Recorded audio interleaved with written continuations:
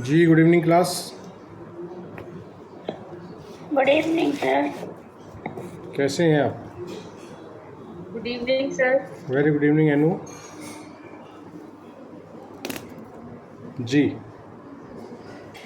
Last class में CrPC के 196 section तक हम लोग पढ़ चुके हैं सीआरपीसी, और आज की क्लास में हम लोग एक बहुत इम्पोर्टेंट धारा 197 है सीआरपीसी की।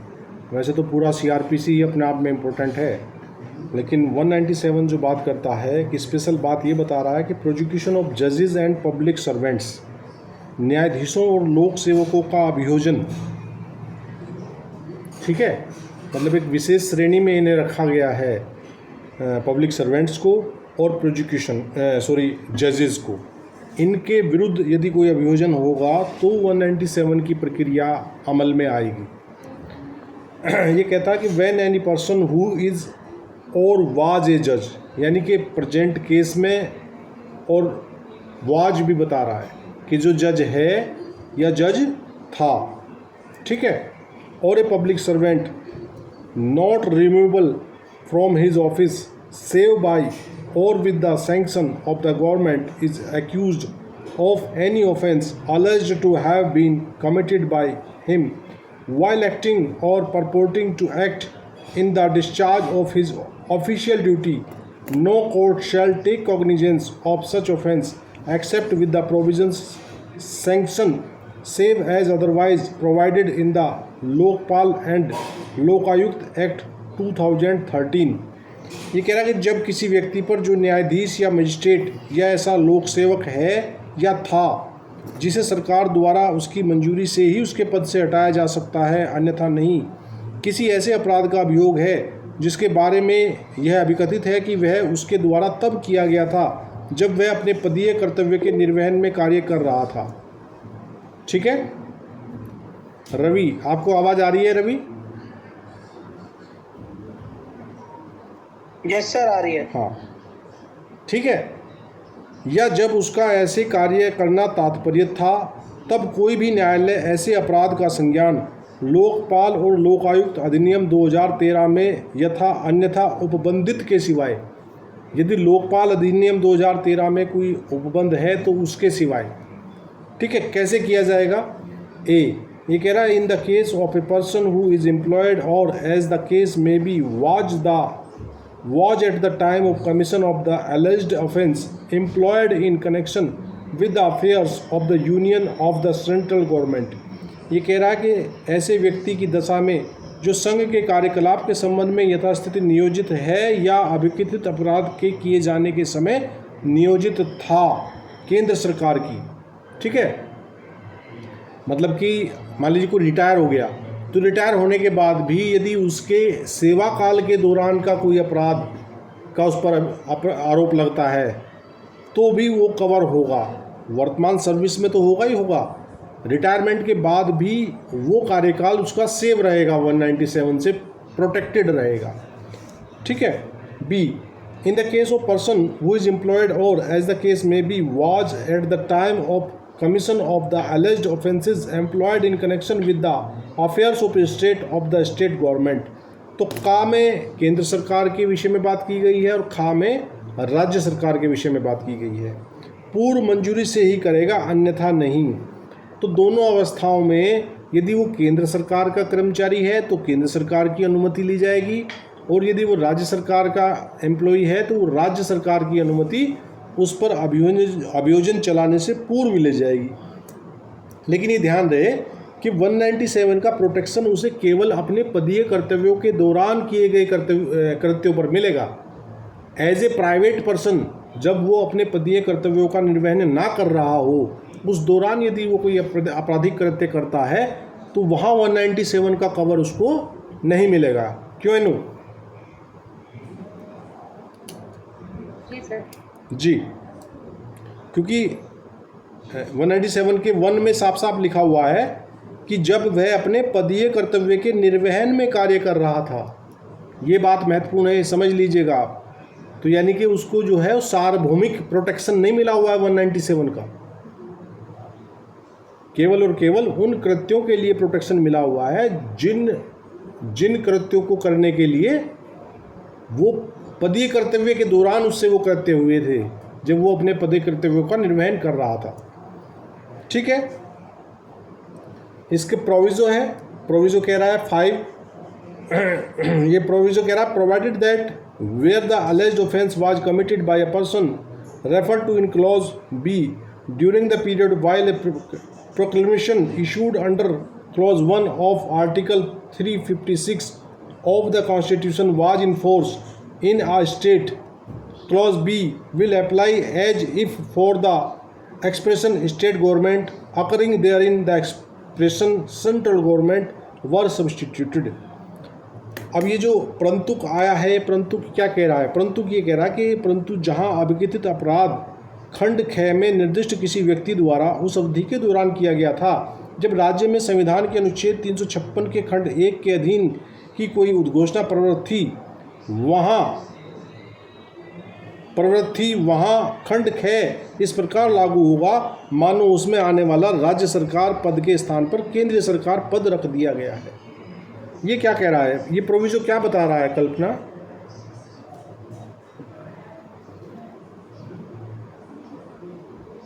जी,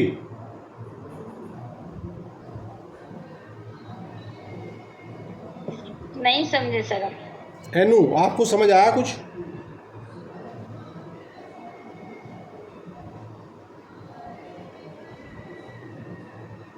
सर इसमें तो जो आर्टिकल 356 के क्लॉज 1 में दिया गया है उसमें कॉन्स्टिट्यूशनल स्टेट की बात की गई थी।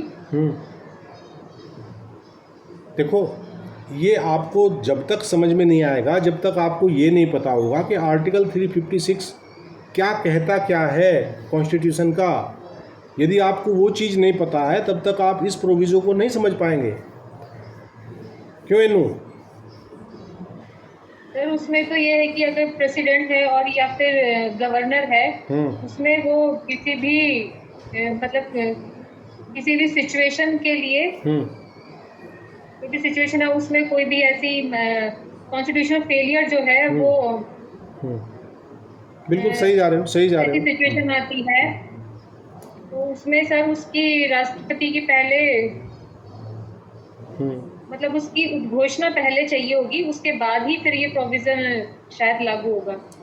एक्चुअली जो आर्टिकल 356 है, 356 जो है वो केंद्र सरकार को ये क्षमता प्रदान करता है कि यदि उसको ऐसा लगता है गवर्नर की रिपोर्ट आने के उपरांत या अन्यथा ऐसा प्रतीत होता है कि राज्य में जो है जो कॉन्स्टिट्यूशनल मशीनरी है वो फेलियर कर गई है, तब वहाँ वो राष्ट्रपति शासन लागू करने की बात आर्टिकल 356 कॉन्स्टिट्यूशन ऑफ इंडिया करता है।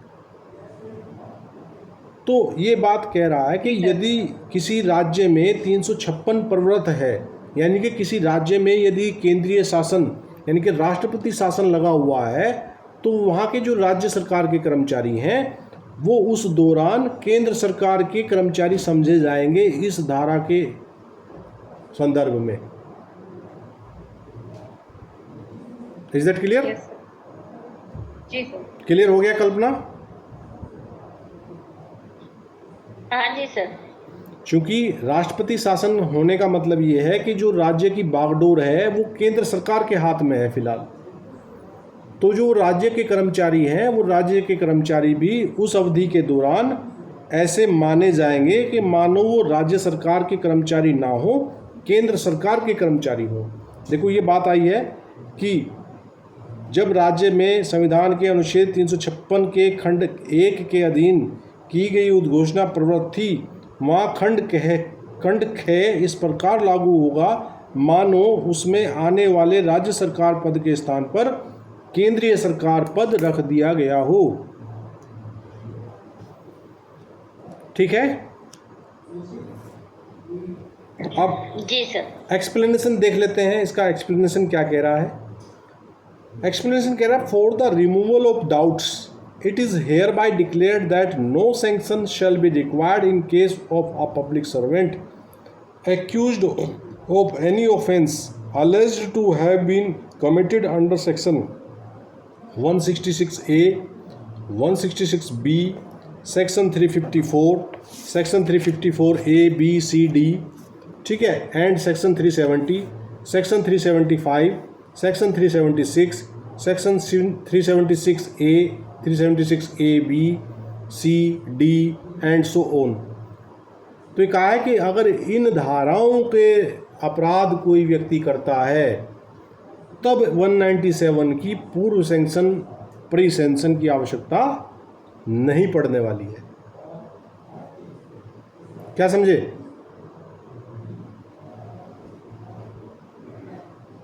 जिसमें जो ये सेक्शन दिए गए हैं आईपीसी वाले, अगर पब्लिक सर्वेंट मतलब उसकी दशा में अगर कोई भी शंका होती है तो फिर उसका लाभ इसे यहाँ पे नहीं मिलेगा। हाँ, मतलब ये डाउट क्लियर करने के लिए बता दिया गया कि कोई संदेह मन में ना रखे। यदि इन धाराओं का अपराध कोई जज या कोई लोक सेवक अपने पदीय कर्तव्यों के निर्वहन के दौरान भी करता है तो उसको 197 का कोई प्रोटेक्शन नहीं मिलेगा। क्लियर है कल्पना?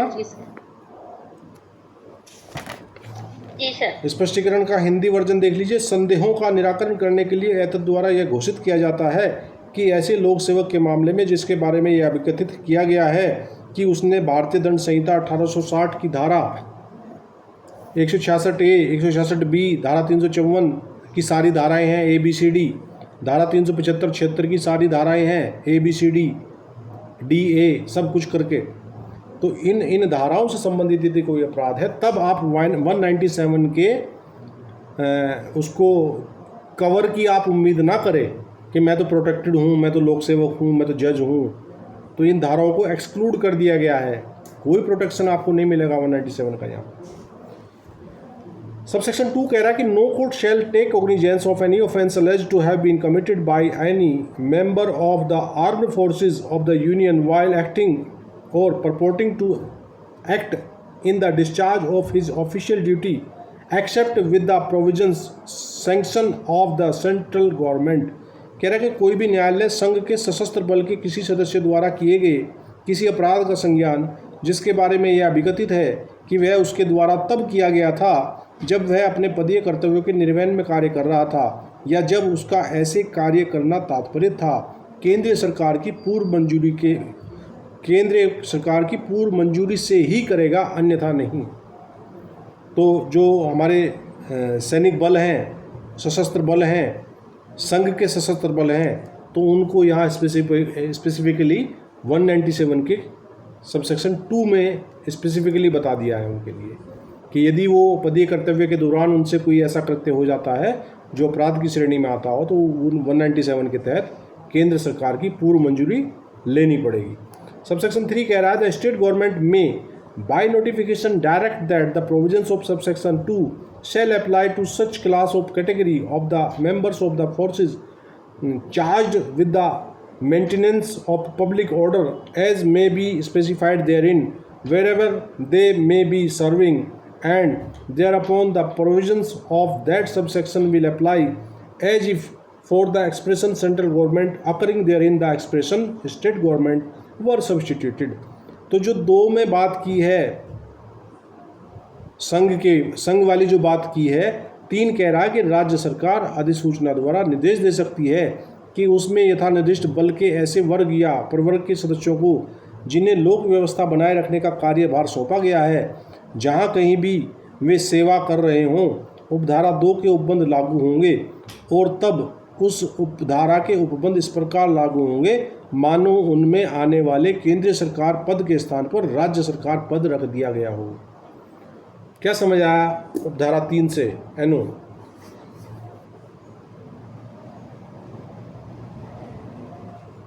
सर इसमें जो ये सेंट्रल गवर्नमेंट के पद से राज्य सरकार के पद में रख दिया जाएगा। देखिए ये जो हमने उपधारा 2 में पढ़ के आए हैं, 3 में ये कहा गया है कि भाई देखो वो तो केंद्र सरकार के बल हैं 2 में, तो ठीक है।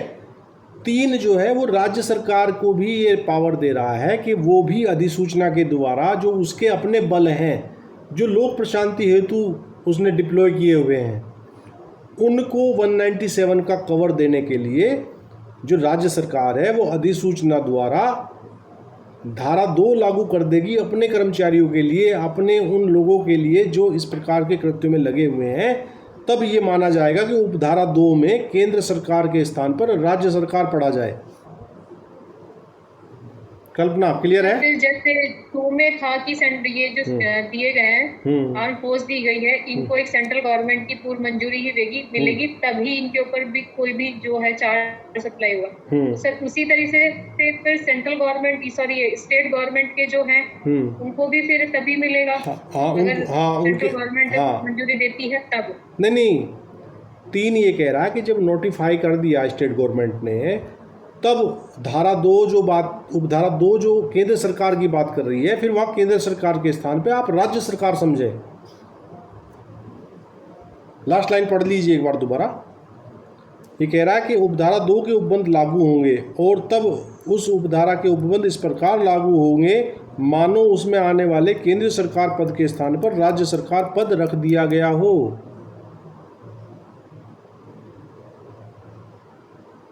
एनु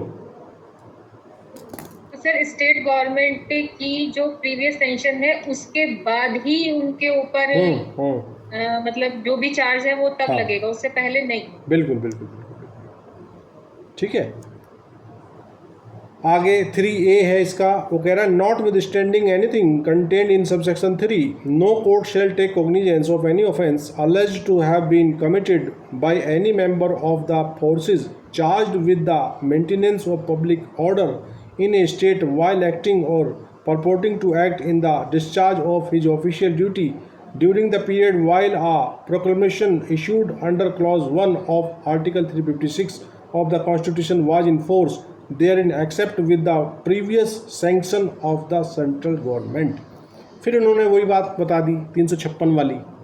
ये कह रहा 3A कह रहा है कि उपधारा 3 में किसी बात के होते हुए भी कोई भी न्यायालय ऐसे बलों के किसी सदस्य द्वारा जिसे राज्य में लोक व्यवस्था बनाए रखने का कार्यभार सौंपा गया है किए गए किसी ऐसे अपराध का संज्ञान जिसके बारे में यह अभिकथित है कि वह उसके द्वारा तब किया गया था जब राज्य में संविधान के अनुच्छेद 356 के खंड 1 के अधीन की गई उद्घोषणा के प्रवृत्त रहने के दौरान अपने पदीय कर्तव्य के निर्वहन में कार्य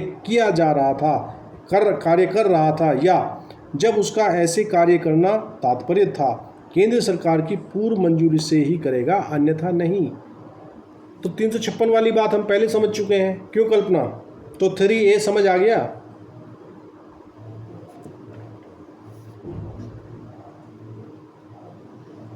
कल्पना? Yes sir. Kalpana open your mic please tell me 3A आपको समझ आ गया? जी सर। क्या आया जरा बताइए एक बार।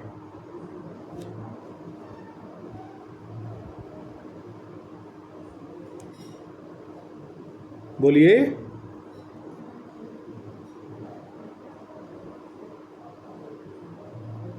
कल्पना आप ही को बोल रहा हूँ, आप माइक बंद करके बैठ गए। मैं पूछ रहा हूँ कि आपको 3A क्या समझ आया, एक बार मुझे बताइए जरा, मैं तभी आगे बढ़ूंगा।